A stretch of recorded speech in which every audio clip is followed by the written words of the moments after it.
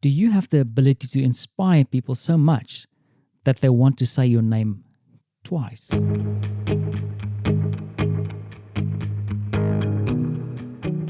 My name is Werner Puchert, and this is Finding Frequency. Now you might wonder what this cryptic introduction is about. Sometimes in life there's these little stories that stick with you, moments that you cherish. Now my introduction relates to such a moment. Many years ago, I got to travel around the world with a whole bunch of crazy paintballers. In fact, my first trip, my first real competition was in Toulouse, France.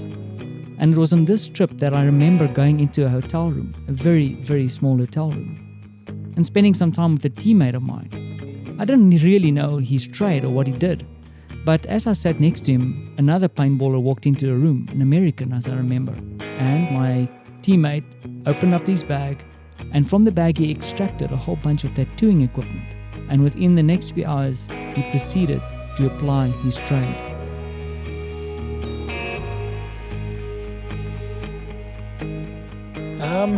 Who am I?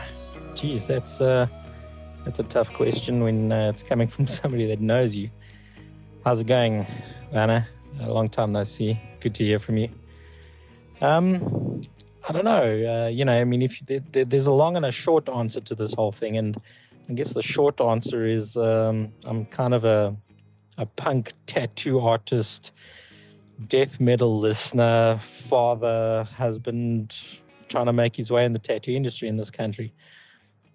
But, the long answer, I guess, can be summed up through what I've done to be who I am now. And that is kind of, from a very young age, being an artist and being a rebel, I guess.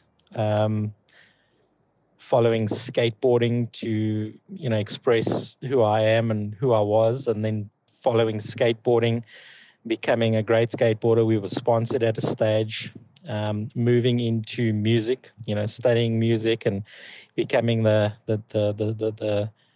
jazz-trained singer of a death metal band that was reasonably popular, Malicious Deformity, into something of a paintballer who also, traveled a little bit of the world in an expressive, unique and individual sport that became something of an edge kind of sport, if you want to know, extreme sport, individual essentially, but teamwork.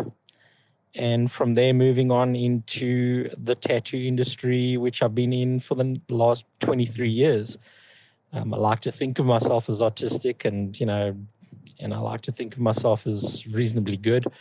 But carving out an existence in a unique and rebellious kind of individualistic way to become the social norms of a father and husband in this kind of turmoil kind of society we live in. I would probably say I'm a fringe, rebellious kind of person that lives within the norms of society. It's a difficult one, that one.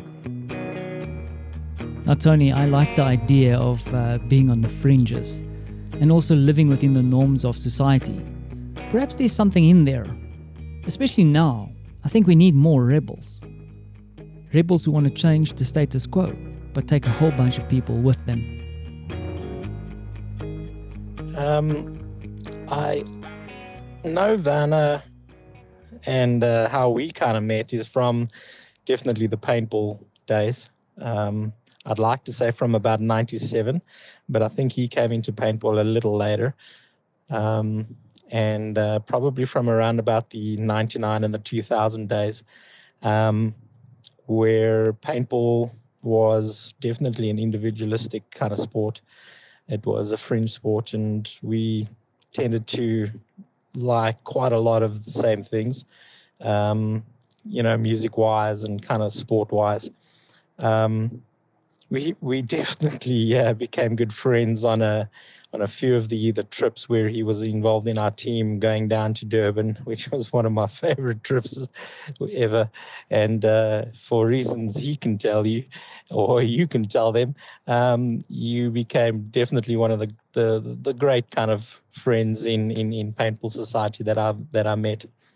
I think how we kind of know each other is, definitely as being, good teammates in a sport that was kind of an aggressive side project to our lives.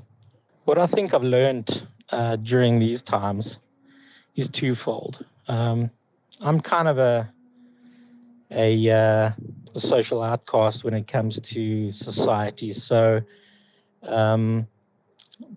being alone and kind of reflecting on life as in general is kind of a basis of what I plan most of my life anyway. But this has been a tough time, I think, for our industry, especially the tattooing side of things. And kind of what I've learned is that it's important to kind of take stock of the family and things that are not generally seen as important. I definitely take a lot more time, to come out and drink whiskey and smoke cigars alone. I reflect on things I need to do around the house, and I kind of reflect that, financially, the path that people are on is definitely something that we need to look at future-wise. Are the things you're doing financially good for long-term isolation? I would probably say we live in a society where the consumerism of things is of high value. I don't take that in as high value anymore. I think it's the things that we create and that we kind of hold dear to ourselves, i.e. our family, that are more important than anything else that I've generally seen at this moment in time.